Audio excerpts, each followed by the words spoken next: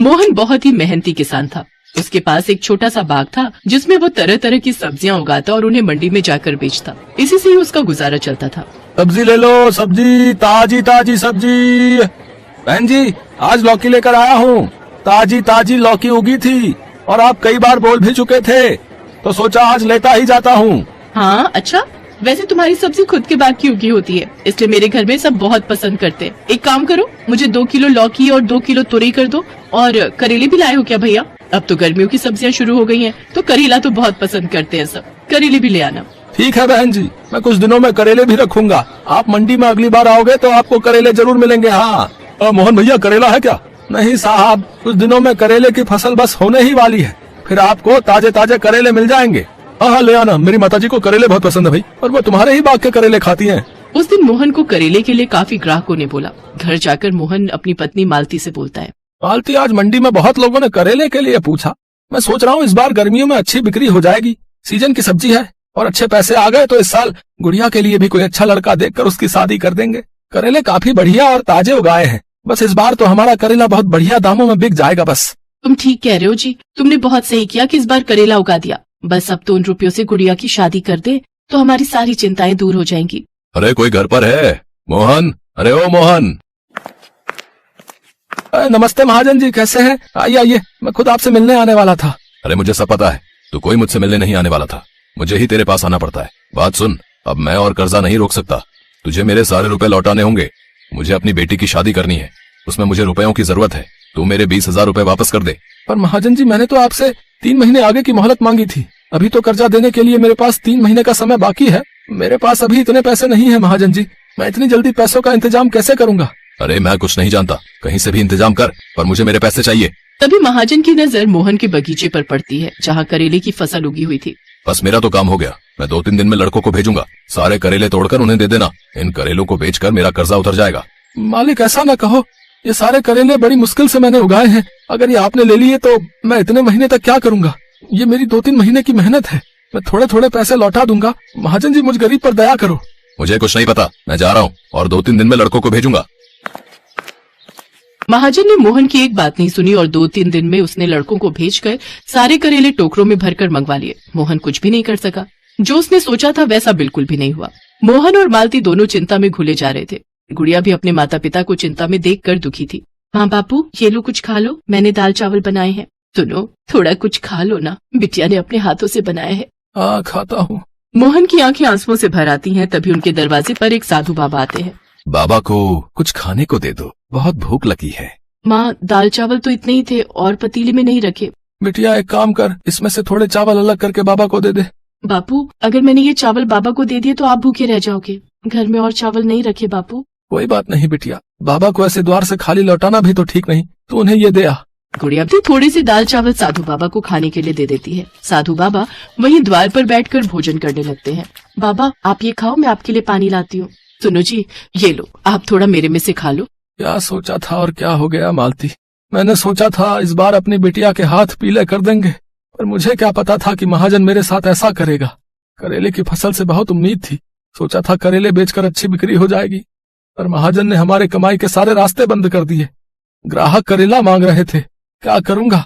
अब तो फसल उगने में भी 2 से 3 महीने लग जाएंगे, कुछ समझ नहीं आ रहा। मोहन की बातें वो साधु बाबा सुन रहे थे। वो मोहन से बोले, बेटा, भगवान तुम्हारा भला करे, तुमने आज मुझ भूखे का पेट भरा है, अपने भोजन का निवाला मुझे दिया है।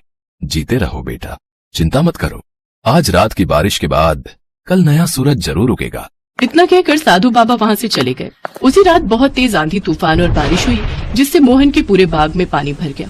पर अगली सुबह जब मोहन उठा तो उसने देखा तेज धूप निकल आई है और उसका बाग करेले की फसल से भरा हुआ है। पूरे बाग में करेले ही करेले भर गए हैं। मोहन को साधु बाबा की याद आती है। मालती, साधु बाबा के शब्द मुझे अब समझ में आ रहे हैं। उन्होंने कहा था कि रात की बारिश के बाद नया सूरज उगेगा। ये सब क्या है मालती? हमारा पूरा बाग करेले की फसल से भरा हुआ है। हो न हो वो साधु बाबा जरूर चमत्कारी थे, तभी तो हमारे बाग में एक रात में जादुई करेले उगाए हैं। बापू, ये करेले तो बहुत अच्छे दामों में बिक जाएंगे। हाँ बिटिया, ये ताजे ताजे करेले बहुत बढ़िया दामों में बिकेंगे। सचमुच साधु बाबा हमारे लिए भगवान के भेजे हुए कोई दूत बनकर आए थे, जिन्होंने हमारी सारी चिंता दूर कर दी। मोहन खुशी खुशी बाग में से सारे करेले तोड़ लेता है। उसके सारे करेले सब्जी मंडी में बढ़िया दामों में बिक जाते हैं। उस दिन मोहन को खूब मुनाफा होता है। कुछ समय बाद मोहन और मालती एक अच्छा लड़का देखकर धूमधाम से गुड़िया की शादी करते हैं। अब मोहन जब भी अपने बाग में कोई सब्जी उगाता तो उसे हमेशा अच्छा मुनाफा होता।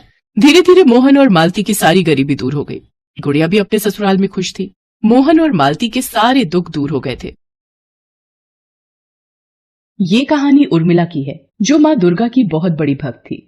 उर्मिला अपने परिवार के साथ रामनगर में रहती थी। परिवार में उसका पति रमेश और उसकी बेटी कविता थे। रमेश कपड़ों की रंगाई का काम करता था। वो अपने काम में माहिर था। उसकी रंगों की समझ और हाथ की सफाई की वजह से उसके अपने गांव ही नहीं बल्कि दूसरे गांव से भी लोग उसके पास कपड़े रंगवाने आते थे। ऐसे ही एक दिन, अरे भैया रमेश, घर में हो क्या? जी जी मालिक, अभी आया। जी बताइए। भैया, ये मेरी बेटी की चुनरी है। पता नहीं कहाँ से ये दाग लग गया इसमें। एक काम करो, इस सफेद रंग की चुनरी को लाल रंग में बदल दो। जी बिल्कुल, जैसा आप कहें। आप शाम को आ जाइए, मैं तब चुनरी बिल्कुल तैयार रखूंगा। रंगाई के इस काम से रमेश को ठीक ठाक आमदनी हो जाती थी। लेकिन जब भी नवरात्रि आती तो बड़ी तादाद में लोग माता की चुनरी रंगवाने के लिए रमेश की दुकान पर आते थे और काम बहुत बढ़ जाता था। रमेश अपनी बात का पक्का था। वो तय वक्त पर ग्राहकों को उनके कपड़े देता था। एक बार फिर नवरात्रि आने वाली थी। रमेश को काम में उलझा देखकर उर्मिला ने उससे कहा, अजी सुनो, अब बहुत हो गया, चलो अब खाना तो खा लो। सुबह से शाम हो गई, ऐसे तो तबीयत खराब हो जाएगी आपकी। उर्मिला, ये सारी की सारी माता की चुनरी है, वक्त पर देनी होंगी ना? हाँ हाँ, तो माता ने ये थोड़ी ही कहा है कि खाना पीना छोड़ दो। मुझे कुछ नहीं सुनना, खाना तैयार है, चलिए जल्दी से। अच्छा अच्छा ठीक है, चलो मैं चलता हूँ। रमेश और उर्मिला का जीवन ऐसे ही हंसी खुशी से बीत रहा था। दोनों माँ दुर्गा के भक्त थे। कितना भी काम क्यों ना हो, लेकिन दोनों ही माँ दुर्गा की पूजा सबसे पहले करते थे। ऐसे ही वक्त बीत रहा था और माता की कृपा से रमेश के पास काम बढ़ता जा रहा था। लेकिन होनी को कुछ और ही मंजूर था। एक दिन जब रमेश बाजार से कुछ सामान खरीद कर लौट रहा था, तभी एक तेज रफ्तार ट्रक ने उसे कुचल दिया। हादसा बहुत भयानक था। रमेश की मौके पर ही मौत हो गई। इसके बाद तो जैसे उर्मिला की दुनिया ही उजड़ गई। रमेश की मौत के बाद से ही सारे ग्राहकों ने कपड़े रंगवाने के लिए आना बंद कर दिया। उर्मिला की माली हालत खराब होने लगी, यहाँ तक कि खाने के लाले पड़ने लगे। तब उर्मिला ने फैसला किया कि अब वो रमेश के काम को आगे बढ़ाएगी और अपना और अपनी बेटी का पेट पालेगी। उर्मिला सबसे पहले माता की प्रतिमा के पास गई और हाथ जोड़कर बोली, मुझे आपका आशीर्वाद चाहिए माँ, ताकि मैं इनके काम को आगे बढ़ा सकूं। मैं और मेरी बेटी बेसहारा हो गए हैं, हमें सहारा देना माँ। उर्मिला काफी देर तक माँ दुर्गा के सामने हाथ जोड़कर बैठी रही। नन्ही कविता भी उसके साथ माँ से प्रार्थना करने लगी। फिर उर्मिला ने रमेश के तरीके को याद करते हुए कपड़े रंगने शुरू किए। काफी मेहनत के बाद आखिरकार उसके हाथ में भी रमेश वाली बात आ ही गई। अब वो खुद ही कपड़ा खरीदकर उससे रंगती और फिर उससे सुंदर सुंदर माता की चुनरी बनाकर उन्हें बेचती। लोगों को उसकी बनाई हुई चुनरियां पसंद आने लगी, तो धीरे धीरे लोग खुद भी उसके पास कपड़े रंगवाने आने लगे। अब उर्मिला के पास खाने लायक पैसे होने लगे, लेकिन अब भी वो कविता को स्कूल भेजने और उसे एक अच्छी जिंदगी देने की स्थिति में नहीं थी। उर्मिला हर रोज माँ दुर्गा से प्रार्थना करती और खूब मेहनत भी करती थी। ऐसे ही एक दिन, माँ आज खाने में क्या बनाओगी? तेरे बाबा ने जो लौकी की बेल उगाई थी उसमें लौकी आ गई है, तो आज वही। हाँ माँ चलो, मैं भी तुम्हारी मदद करती हूँ।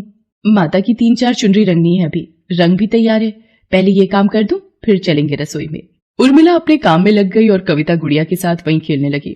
तभी अचानक बादल गरजे और तेज बारिश होने लगी। उर्मिला ने कविता को आवाज लगाई, कविता बिटिया जरा एक काम तो कर दे। हाँ माँ बताओ। बिटिया मैंने माता की चुनरी रंग दी है, अब ये बचा हुआ पानी है, इसे बाहर फेंक दे तो। माँ बाहर तो तेज बारिश हो रही है, मैं पूरी भीग जाऊंगी। अच्छा तो ऐसा कर, ये पानी लौकी की क्यारी में डाल दे, वहाँ तो छप्पर है। ठीक है माँ। इसके बाद से जब भी उर्मिला माता की चुनरी रंगने के लिए लाल पानी बनाती और इस्तेमाल के बाद कविता को उसे फेंकने के लिए कहती, तो कविता उस पानी को क्यारी में ही डालने लगी। उर्मिला ने भी ऐसा करने से उसे नहीं रोका। कई दिनों बाद जब उर्मिला खुद क्यारी में पानी डालने गई तो उसने देखा कि लौकी के बेल के पत्ते कुछ गुलाबी से हो गए हैं। उर्मिला ये देखकर चौंक गई और फिर उसने कविता को आवाज लगाई, कविता जल्दी इधर आ, देख तो ये क्या हुआ है? ये कैसे हो गया माँ? लेकिन लौकी तो हरी ही है। अरे पगली, जब से दुनिया बनी है तब से लौकी हरी ही होती है, लाल थोड़ी ही होगी। माँ की बात सुनकर कविता जोर जोर से हंसने लगी। फिर दोनों अपने अपने काम के लिए चली गई। कुछ और दिन बीत गए। लौकी की बेल पर जो भी नई लौकी आई अब वो भी लाल ही रंग की थी। ये देखकर कविता और उर्मिला दोनों चौंक गए। बेल बड़ी भी हो गई थी और उसमें ढेर सारी लौकी लगी थी, वो भी लाल रंग की। उर्मिला को समझ आ गया था कि ये सब लाल पानी की वजह से हुआ है। उर्मिला ने वही लाल लौकी पकाई जो खाने में बहुत ही स्वादिष्ट बनी। अब तो उर्मिला खुद जानबूझकर माता की चुनरी के रंग वाला पानी क्यारी में डालने लगी। धीरे धीरे उसकी लाल लौकियों की खबर गांव में फैल गई। और लोग उसके घर उन लाल लौकियों को देखने आने लगे। कई लोग तो कविता को अच्छे दाम देकर वो लौकियां उससे खरीदने भी लगे। फिर एक दिन कविता अपनी माँ से, माँ सारी लौकियां तो बिक गई। हाँ बिटिया, कमाल की बात है ना, इन लौकियों से तो 2 दिन में ही इतने पैसे मिल गए जो कपड़े रंगने पर कई हफ्तों में भी नहीं मिल पाते थे। माँ क्यों ना हम और लौकियां उगा लें बेचने के लिए।